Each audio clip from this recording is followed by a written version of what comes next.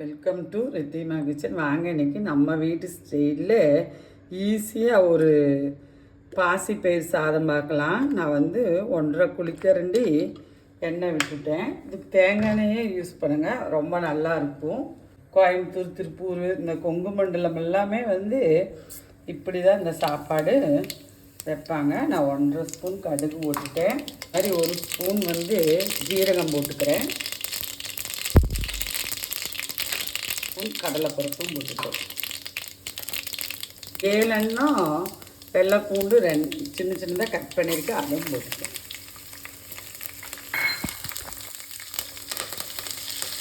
கருவேப்பிலை 2 கொத்து போட்டுட்டேன். ரொம்ப ஈஸியாக வச்சிடலாம். ரொம்ப ப்ரோட்டீன் உள்ள ஃபுட்டு. ஒரு நம்ம வீட்டு காரத்துக்கு தகுந்த போல நம்ம இதில் சாம்பார் பொடி யூஸ் பண்ண போகிறோம். ஒரு 5 பச்சை மிளகா, காரம் கம்மியாக இருக்கிறதுனால 5 எடுத்துருக்கேன் நான். நீங்கள் அதை அனுசரித்து போட்டுக்கோங்க. அதே மாதிரி ஒரு 150 சின்ன வெங்காயம் எடுத்துருக்கேன். நான் எடுத்துருக்கிற அரிசி 1/2 கிலோ அளவு. பாசிப்பயிறு அரிசியும் கூடி நான் 1/2 கிலோ எடுத்துருக்கிறேன். இவ்வளோச்சுன்னா 1.5 டம்ளர் அரிசி எடுத்துருக்கேன், 1/2 டம்ளர் பாசிப்பயிறு எடுத்துருக்கிறேன். டிஃபன் பாக்ஸ் குழந்தைகளுக்கு இது டிஃபன் பாக்ஸ் ரெசிப்பியாக செஞ்சு கொடுக்கலாம். அதே போல் நம்ம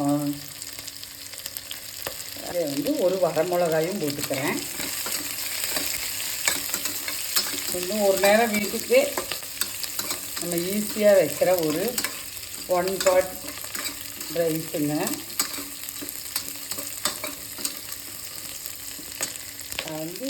ரெண்டு 1/2 கிலோ ரைஸுங்கும் போது பருப்பும் அரிசி 1/2 கிலோங்கும் போது நான் 2 தக்காளி சின்ன சின்ன மீடியம் சைஸில் தக்காளி கட் பண்ணியிருக்கேன்.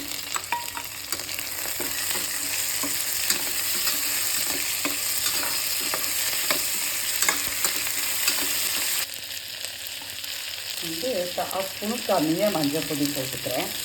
இது நம்ம வீட்டில் மஞ்சள் பொடி போடாமையும் செய்வோம், ஆப்ஷனல் தான். மஞ்சள் பொடி போட்டு செய்வோம்.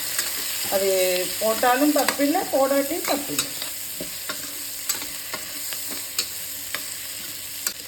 பாருங்க, நான் கோபுரம் போல் இந்த ஸ்பூனில் 1 ஸ்பூன் சாம்பார் பொடி யூஸ் பண்ணி போட்டுக்கிறேன்.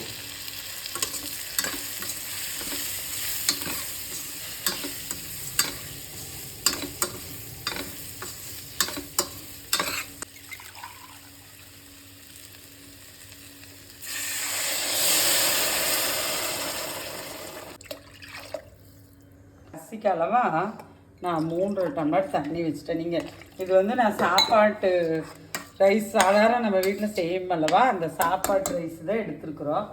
அதனால் உங்களுக்கு தண்ணி நீங்கள் குக்கரில் வீட்டில் எப்படி வைப்பீங்களோ அது மாதிரி வச்சுக்கோங்க. இப்போ நான் அரிசியும் போட்டுப்போம்.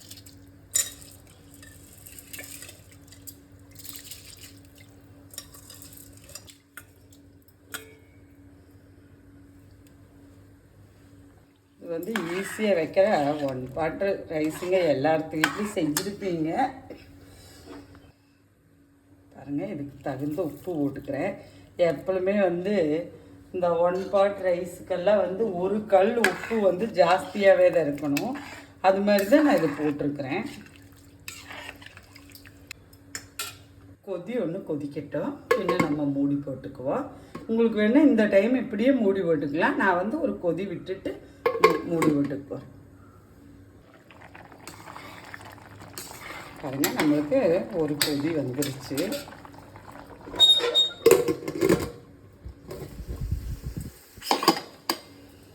நம்ம குக்கருக்கு தகுந்த அளவுக்கு நான் 3 விசில் விட்டு எடுத்துக்க போகிறேன்.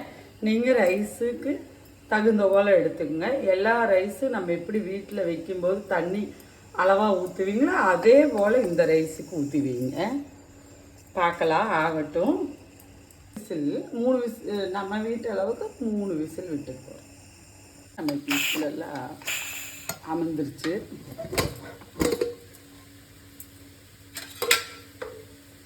சாப்பாடு நல்லா உதிரியாக இருந்திருக்குது. இந்த மாதிரி குழந்தைங்களுக்கு செஞ்சு கொடுங்க. நெய் உங்கள் விருப்பம், தேவைப்படுறத ஊற்றிக்கிங்க. சாப்பிடும்போது பிளேட்டில் ஊற்றினாலும் போதும், ஒன்றும் தப்பு இல்லை. வாங்க நம்ம இதுக்கு வந்து சேனக்கிழங்கு வறுவல், உருளைக்கிழங்கு வறுவல், ஊறுகாய் கூட போதும், நல்லாயிருக்கும். துவையல் கூட சாப்பிட்லாம். குழந்தைங்களுக்கு டிஃபன் பாக்ஸுன்னு சொன்னால் ஒரு பீட்ரூட் பொரியல், ஒரு உருளைக்கிழங்கு வறுவல் கூட கொடுத்து அனுப்புங்க. வாங்க நம்ம வீட்டில் சாப்பிட்லாம். நன்றி, வணக்கம்.